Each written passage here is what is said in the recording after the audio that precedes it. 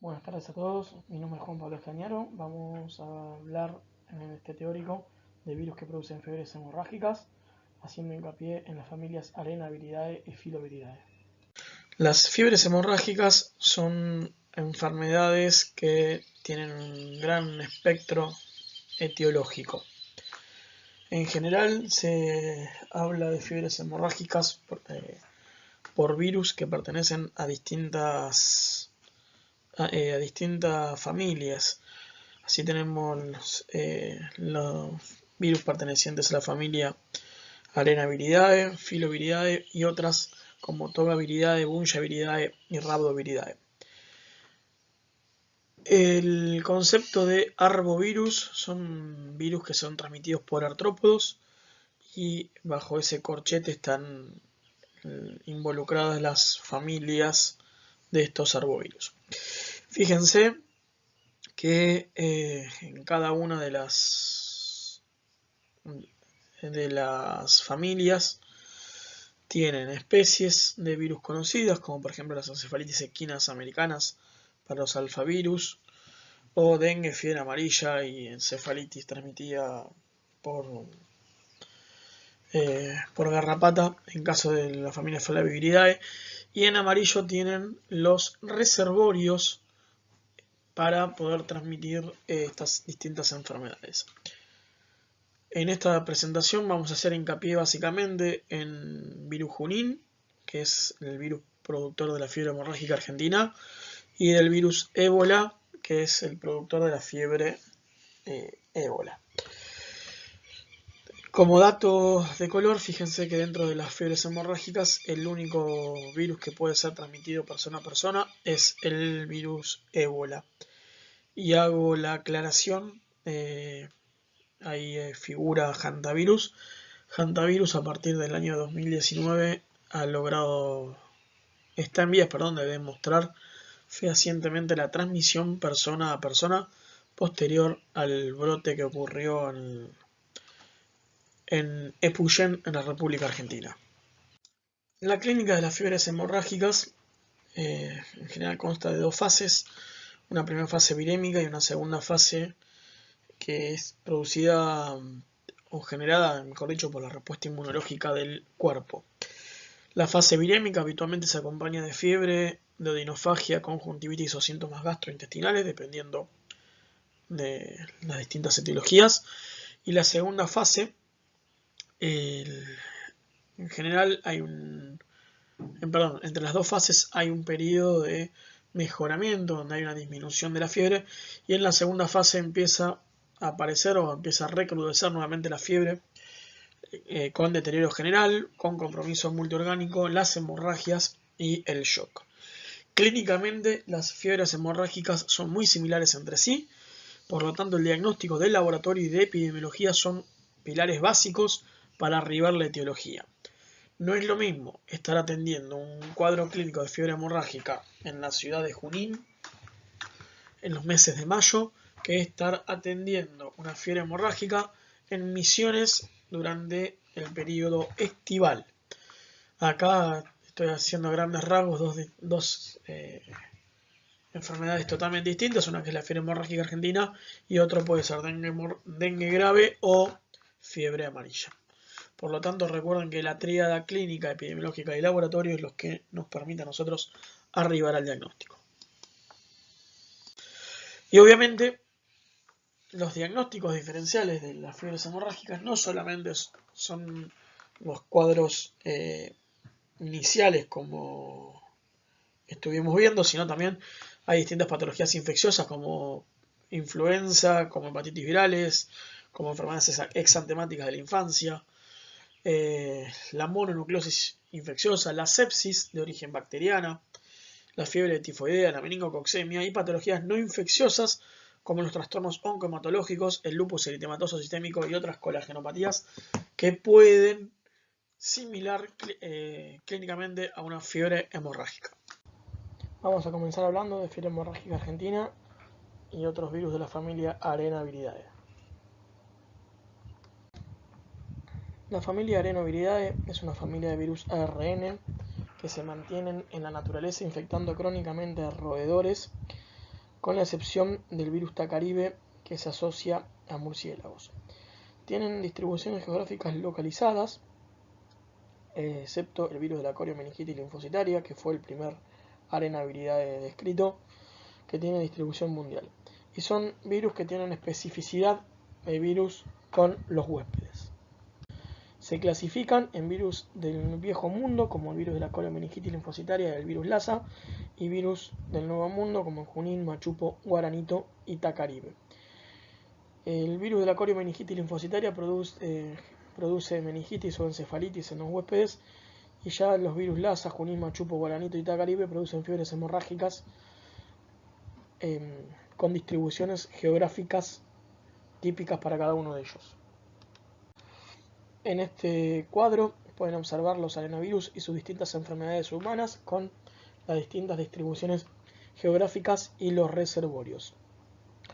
Fíjense que el virus Junín, que es el virus que produce la fiebre hemorrágica argentina, tiene como reservorio a un ratón de género Calomis, especie Musculinus, y así también hay cada uno de los distintos arenavirus tienen distintos reservorios. Esto es lo que hablábamos de la especificidad virus huésped. Los arenaviridaes se conocen con ese nombre porque a la microscopía electrónica dentro del virión se encontraban como gránulos de arena que en realidad correspondían a distintos ribosomas. Son esos gránulos electrodensos que figuran en la diapositiva. Son ARN bicatenario de cadena simple, están envueltos, que tienen dos nucleocápsides. Las nucleocápsides en las proteínas NP diferencian entre miembros de la familia. Tienen también esos gránulos que estuvimos hablando previamente y tiene dos glicoproteínas de envoltura, GP1 y GP2, que están involucradas en la absorción viral y en la inducción de anticuerpos neutralizantes. El virión media por receptor la endocitosis, se transcribe y replica el virión a nivel del citoplasma, se ensambla mediado por la interacción de las proteínas NP y GP2 y brotan por la membrana citoplasmática. La ecología de los virus de familia Arenaviridae son distintas para los arenavirus del viejo mundo como del nuevo mundo. Los del viejo mundo están relacionados a roedores de la subfamilia Murinae. Los del nuevo mundo están relacionados a los roedores de la subfamilia Sigmodontinae. En los roedores el virus se transmite por vía horizontal. Y recordar que en la fiebre hemorrágica argentina la producción, el crecimiento, la multiplicación de los roedores se relaciona mayormente con la cosecha de maíz. Acá tienen una foto de la laucha maicera, que es el Calomis musculinus, y la distribución hacia la derecha de la diapositiva en color verde. Fíjense la distribución del roedor. Otros roedores relacionados con la fiebre hemorrágica argentina, el Mus musculus, que es la laucha domiciliaria, y el Acodon azarae. Cuando vean el lema de virus que producen zoonosis, van a ver en hantavirus que hay roedores que pueden transmitir o fiebre hemorrágica argentina o virus hanta. La transmisión ocurre por inhalación de aerosoles provenientes de las excretas de los roedores infectados, principalmente orina y materia fecal. También puede producirse la transmisión por contacto o por ingestión de estos aerosoles. Y hay que tener en cuenta que la fiebre hemorrágica argentina no es contagiosa de persona a persona, salvo en algunas pocas situaciones donde se pudo o se encontró relación con transmisión sexual. En esta diapositiva a la derecha tienen el área endémica de la fiebre hemorrágica argentina, que involucra 150.000 kilómetros cuadrados, hay más o menos 5 millones de población en riesgo, de 5 millones de personas en riesgo. Los brotes son estacionales en otoño e invierno, con el pico en mayo, y está relacionado a la actividad agrícola. Recuerden que los roedores crecen durante el periodo de cosecha del maíz. Al estar relacionado a la actividad agrícola, las personas en mayor riesgo son los tractoristas o maquinistas en dichas actividades. Por lo tanto, es una enfermedad de exposición ocupacional. En esta corredor endémico se observa las notificaciones de fiebre hemorrágica argentina. En flecha roja está el impacto de la vacuna contra fiebre hemorrágica argentina a partir del desarrollo y posterior prueba de la vacuna en las áreas endémicas. Fíjense cómo a partir de la vacunación disminuyó la notificación de fiebre hemorrágica argentina. La patogenia de la fiebre hemorrágica argentina tiene una replicación primero local en pulmón y una viremia con afección de distintos órganos, principalmente endotelio vascular e hígado. Hay poco daño histológico demostrado. Esto no es un virus que produzca daño citológico primario. Por lo tanto, entran en consideración el valor de las citoquinas, principalmente el interferón alfa, como causante de las manifestaciones. Hay inmunodeficiencia humoral y celular transitoria, y las manifestaciones hemorrágicas consecuencias de la trombocitopenia, de la alteración de la coagulación y los trastornos de la función plaquetaria. Para hablar de clínica, primero que tenemos que saber que el periodo de incubación es un periodo de incubación de amplio rango, entre 3 y 21 días. Tiene un periodo agudo con 2 semanas de duración, en la cual durante la primera semana hay fiebre, hay un síndrome infeccioso inespecífico caracterizado por cefalea, por artromialgias. Hay ausencia de tos, y esto es importante porque divide el diagnóstico diferenciales de las patologías respiratorias primarias. Hay ausencia de congestión nasal y empezamos a observar manifestaciones típicas con signos leves de sangrado. Durante la segunda semana, entre un 20 y un 30% evolucionan en las formas graves. Hay dos formas graves, las neurológicas y las hemorrágicas. La forma neurológica con alteración del ritmo sueño-vigilia, temblores y confusión mental, y las hemorrágicas con sangrados digestivos, pulmonares y de mucosas. El periodo de convalecencia es de 1 a 2 meses y se caracteriza por astenia. ¿Cuáles son las características particulares de este periodo de estado? Primero, la inyección conjuntival, lo que se conoce como ojos de perro de presa, un ribete gingival peridentario, que es lo que se observa en la fotografía, un enantema, eritema ramoso, petequial y microvesicular. Podemos tener, puede tener el paciente ataxia, y petequias en axila y en parte superior del tronco. Esto condiciona un síndrome que es bastante típico, o una fase que es bastante típica, que es la fase del ebrio matinal, inyección conjuntival, el edema bipalpebral y la marcha inestable por la ataxia. Para arribar al diagnóstico, tenemos que considerar siempre la tríada de epidemiología, clínica y de laboratorio. Y dentro de los estudios de laboratorio tenemos estudios básicos como el hemograma, que nos demuestran la leucopenia y la trombocitopenia, y los estudios microbiológicos propiamente dichos. Tenemos estudios microbiológicos directos, en los cuales podemos pedir la reacción en cadena de polimerasa para amplificar el material genético del virus, o el aislamiento en cultivos celulares en células Vero. Esto se hace en el Instituto Nacional de Enfermedades Virales Maiztegui de Pergamino. ¿A través de qué muestras? Se piden muestras de sangre o de tejidos durante el periodo agudo.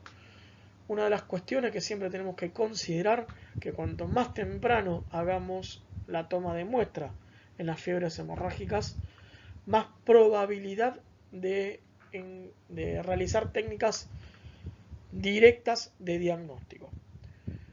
Se pueden hacer diagnósticos a través de técnicas indirectas, que es básicamente tomando muestras de suero y utilizando el concepto de par serológico. Recuerden, 2 tomas de muestras separadas por lo menos por 14 días y búsqueda de anticuerpos a través de fijación de complemento, ELISA o técnicas de neutralización.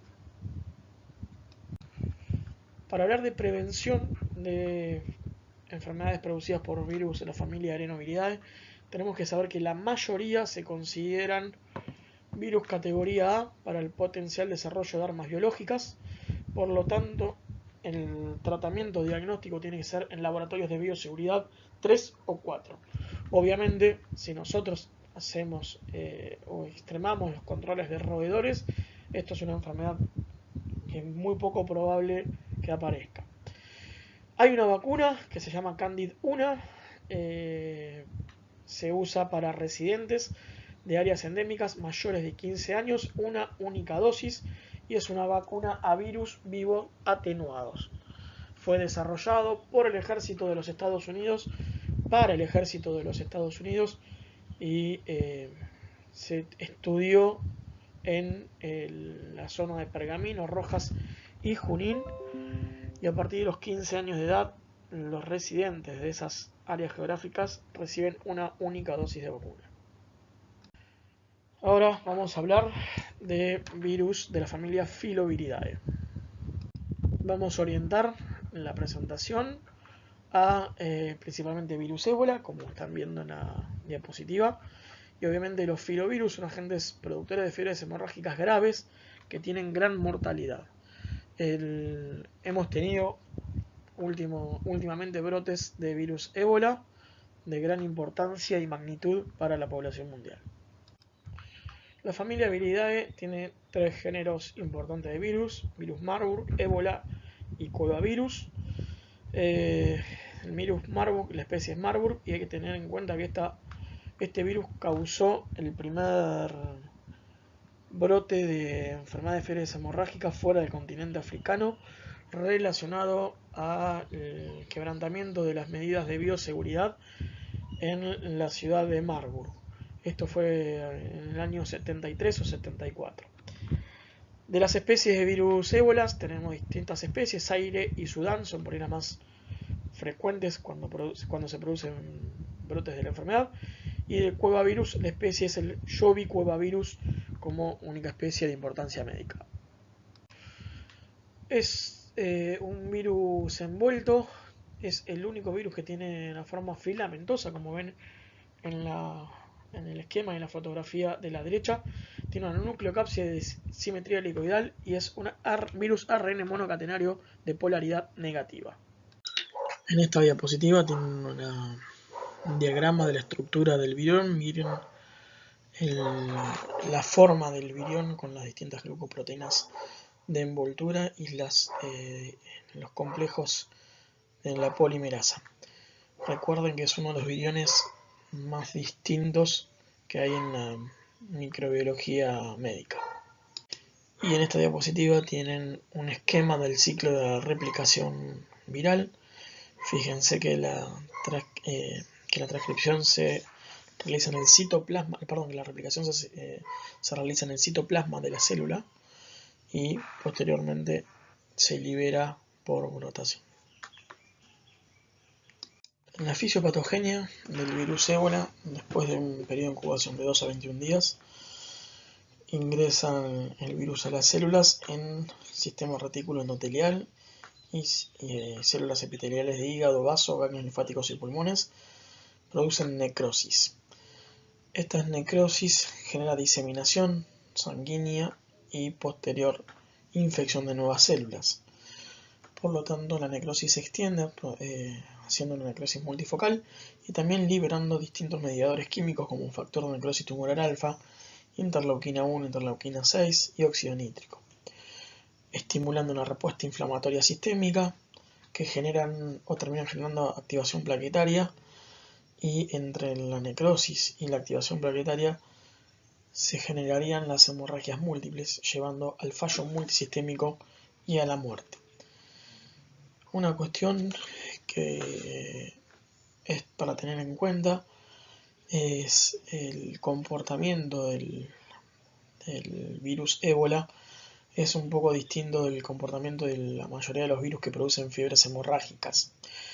¿En qué sentido? En uno, que el daño es por el virus propio, y el otro más importante todavía es que no hay riesgo de transmisión del virus durante el periodo de la incubación. se necesita la destrucción celular y la viremia y la diseminación del daño celular para que se pueda transmitir la enfermedad. La respuesta inmune del huésped está alterada por un impedimento en la presentación de las células presentadoras de antígenos, por apoptosis de células T y por inhibición de la respuesta CD8. Y hay un desbalance de las citoquinas inducidas por la presencia del virus en el sistema retículo endotelial, con impedimento de la función del interferón. La fiebre hemorrágica por virus ébola tiene síntomas iniciales bastante similar al resto de las fiebres hemorrágicas, con cefaleas, mialgias y fiebre, y un periodo de estado con síntomas típicos como fiebre, síntomas gastrointestinales, exantemas y hemorragias múltiples. Es una enfermedad cuya letalidad puede variar entre un 30 o un 40% hasta un 90% dependiendo de la especie y del huésped donde ocurre la enfermedad. Lo primero que tenemos que saber para hablar de diagnóstico de virus ébola es que este es un microorganismo considerado de categoría 4. La implicancia que esto tiene en los laboratorios es el manejo de muestras biológicas con el mayor nivel de bioseguridad. Si los laboratorios no pueden manejar muestras de bioseguridad 4, por lo menos deberían manejar muestras de bioseguridad 3 y si no, derivar las muestras hacia laboratorios de referencia. Esto es importante porque el personal de salud es uno de los factores de riesgo para el desarrollo de enfermedad por fiebre ébola. La muestra que se utiliza para arribar al diagnóstico en la fase inicial es sangre o fluidos, búsquedas de antígenos por ELISA, cultivo celular o las técnicas de PCR en tiempo real. La técnica de PCR en tiempo real se puede realizar en laboratorios con nivel de bioseguridad 3 cuando la muestra es previamente inactivada. También en los primeros 3 o 4 días, 3 a 5 días de la enfermedad, se pueden pedir IgM específica. Y en fases avanzadas es más probable encontrar la detección de IgM específica o realizar el par serológico por inmunoglobulina G. En este cuadro nos están mostrando qué es lo que se puede hacer según el tiempo de inicio de la enfermedad. Para notar, en la franja que está amarilla es el periodo de incubación.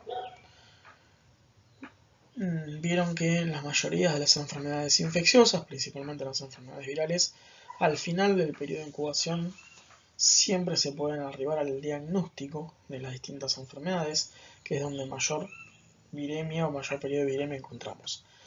Noten que en ébola no ocurre esto. No hay análisis de sangre que se puedan realizar para arribar al diagnóstico de ébola durante el periodo de incubación. Por lo tanto, vamos a necesitar hacer el diagnóstico una vez que el cuadro clínico está presente. Y si se fijan, en los dos últimos líneas donde aparecen la determinación de antígeno por ELISA o la determinación de ARN por PCR en tiempo real, o sea, los métodos directos, son los análisis más tempranos que tenemos para poder hacer en esta enfermedad. Fíjense que lo que ocurre con la IgM, con determinación por ELISA, o la IgG, o sea, las dos técnicas de medición indirecta. Es importante, de vuelta, que tengan en cuenta el tiempo de positividad de los análisis de sangre. Si nosotros estamos pidiendo, por ejemplo, en fases muy tempranas de la enfermedad, inmunoglobulina M, lo más probable es que esa determinación sea negativa. Esa es la importancia de la microbiología clínica, saber en qué momento se tienen que pedir cada una de las cosas para arribar a un diagnóstico definitivo. Epidemiológicamente, el virus que produce fiebre por ébola tiene distintos reservorios. El principal es el murciélago, que transmite el virus a distintos animales y a través de esos animales en contacto con el hombre. Hay que saber que bastante similar a lo que ocurre con fiebre amarilla. Antes de introducirse a la población humana, es común la infección en monos y en cerdos. Recuerden que fiebre amarilla también, la infección en una especie específica de monos, predice las enfermedades humanas. Y este es el problema de la introducción del hombre en ciclos selváticos. Es una antropozoonosis, como similarmente a lo que ocurre en fiebre amarilla, hay ciclos enzóticos y episóticos. Los murciélagos son murciélagos frugívoros de la familia Pteropodidae y tiene distintos mecanismos de transmisión por contacto directo o indirecto con animales o humanos infectados. La piel, la sangre, los fluidos corporales, principalmente heces y vómitos, pueden transmitir la enfermedad. Pero hay que recordar que no se transmite por vía aérea. La puerta de entrada en un huésped susceptible es a través de piel o de mucosas. Se distribuye principalmente en países del África. Los brotes se producen en aldeas remotas del África Central y Occidental, cerca de las selvas. Y la última epidemia fue en el año 2013 en Guinea, con cerca de casi 23.000 casos y 9.200 fallecidos. Es un microorganismo considerado de riesgo 4, uno de los microorganismos con mayor nivel de bioseguridad que habría que adoptar. Hay que evitar contacto con animales o personas enfermas o evitar viajes a zonas de brote. Ante la sospecha de brote, aplicar la cuarentena, ya que los desinfectantes comunes no son efectivos. Utilizar guantes y elementos barrera. Y por el momento no hay vacuna disponible. Acá tienen un resumen de los métodos de control que el Ministerio de Salud de la Provincia de Buenos Aires publicó inherente al alerta de virus ébola de la Organización Mundial de la Salud. En esta diapositiva se observa el equipo de protección personal recomendado por la Organización Mundial de la Salud para la atención del personal sanitario ante los brotes de enfermedad por virus ébola. Para cerrar la presentación, acá les dejo una diapositiva del algoritmo para el diagnóstico diferencial de la fase de inicio de las distintas fiebres hemorrágicas. Fíjense que dengue, el cuadro clínico de leptospirosis clásico con hemorragia pulmonar, el síndrome cardiopulmonar por hantavirus y el paludismo tienen clínica similar. Bueno, cualquier cosita se comunican por correo electrónico para sacarse y evacuar las dudas.